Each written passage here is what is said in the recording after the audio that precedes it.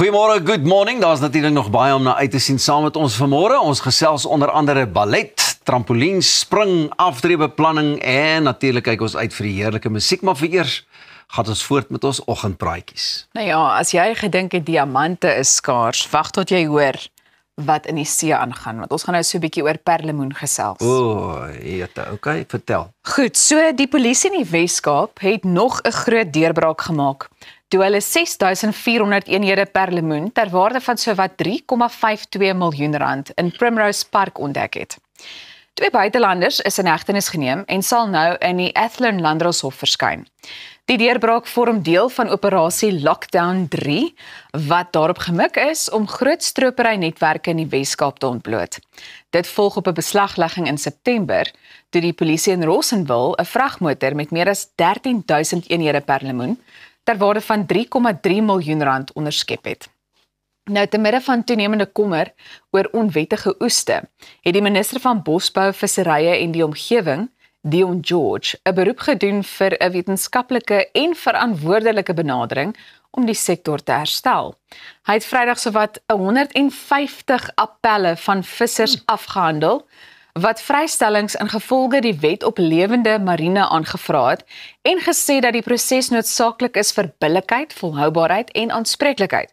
Baie aansoeke is afgekeur nadat 'n streng verifikasieproses oortredings van vorige permitvoorwaardes aan die lig gebring het.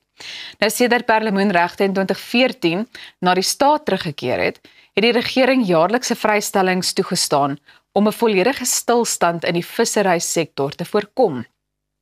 Georganiseerde misdaadnetwerke het egter toegeneem wat perlemoen in 'n winsgewende kommoditeit in die onwettige wildhandel verander het. George het sy departement opdrag gegee om die bestuursraamwerk van die sektor te hersien met die doel om onder meer regulasies te versterk. Ek het uitgereik na die minister om te hoor of hy nie bereidwillig is om vanoggend te gesels nie, maar hy is tans by die COP-beraad en hulle is so 'n paar ure agter ons, maar nietemin. Ek dink dit is goed om te hoor dat daar weer 'n deurbraak was, jy weet, dis altyd positiewe nuus, maar dit laat mense net weer eens besef dat dit steeds 'n baie groot probleem is. Perlemoen, is dit net maar soos die diamant van die see as ware, omdat jy die diamante bymekaar gebring het, want weet, ek het al so baie gehoor van perlemoen en is dit 'n absolute delikatessen of hoekom is dit so hoog? Dit word so gesien en dit is gewoonlik baie duur en ek weet daar is ook verskillende soorte en kleure. My vraag was juis of jy al ooit perlemoen geëet het. Ek dink nie, ek het nie. Ja, ek ook nie. Juist omdat dit so skaars is en goeders, ek weet daar is maar van die ooms nie tantes wat aan die Weskus bly wat onder, jy weet, maar dit was waarmee hulle groot geword het en so, wat ook al gesê het, nee, maar ons kan dit vir jou kry. Maar ek dink die probleem het ook gekom, mense was gewoon aan of het groot geworde man en die gewone vissers het net genoeg daarvan nodig gehad. Ja. Waar hierdie misdaad ouens kom en hulle soek te veel daarvan. Ja. En dit is dan hoekom hulle bedreig word ook in die waar nie, perlemoen. Is nie 'n bedreigde spesies nie. Ja, dit is en ek dink op die einde van die dag, jy weet, wanneer 'n mens na so 'n storie kyk, is altyd vir my interessant om te weet hoe word so iets gereguleer. Maar daarom is dit vir my goeie nuus om te sien dat die Wes-Kaap en die polisie daar so suksesvol is, jy weet, met die hantering van so 'n probleem. En ek hoop die ouens is regtig daar om vas te vat en voet neer te sit en nie weer sag te raak en dan deel te word van die misdaad nie. Jy weet, van daai onder deur die tafel onderhandelinge goeters, but what's in it for me? Want dit gebeur ook. Ek meen dis die tendens, nie net in Suid-Afrika nie, maar oral in die wêreld, weet. En ek dink 'n mens onderskat hoe gevaarlik dit is. Ek onthou, ek het so 'n hele paar jaar terug het ek na 'n onderhoud gekyk wat daar gevoer is met iemand wat betrokke was by so 'n syndikaat. En daai persoon, jy kon glad nie sien wie dit was nie, want hulle moes hulle identiteit wegsteek of verbloem. So hulle moes alles vermom. Die persoon het ook met 'n bril gesit op kamera ensovoorts.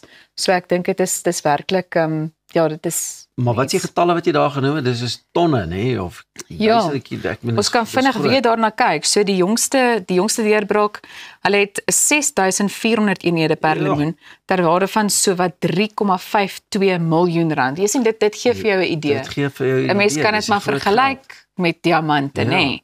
En beteken dit word uitgevoer oor see of weggevat of is daar plaaslike mark daarvoor? Ek dink daar's 'n plaaslike mark ook daarvoor, maar Jy weet, dit laat my so dink aan die dokumentêr ook wat op Netflix is. Rakende die seelewe en alles wat daar in die gang is. Ek was geskok geweest toe ek daarna gekyk het destyds ook.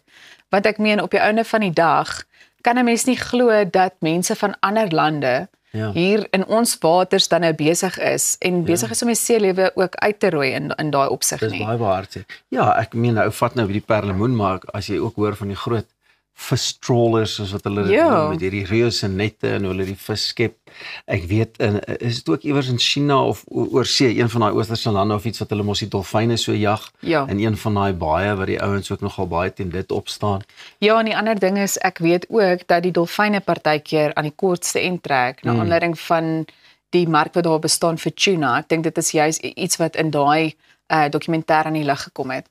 So dan wil ek byvoeg en sê, ek is dankbaar dat ons minister ook, jy weet, dit wat hy sê, wel sê, en dat daar streng optrede is, veral wanneer 'n mens kyk na permitte en dies meer. Ou aanklop aan daai deur, want dit sal 'n baie insiggewende geselsie wees om regtig 'n bietjie ook te kan hoor, wat hulle perspektief en hulle planne en ook maar seker die struikelblokke waarmee hulle sit. Absoluut, ek dink ons kan dit doen, miskien na hierdie beraad ook. Baie belangrike beraad. Maar perlemoen, ek gaan 2 keer dink as ek dit ooit kan proe, want ek meen daar is al so stigma oor dit in die sin van misdaad.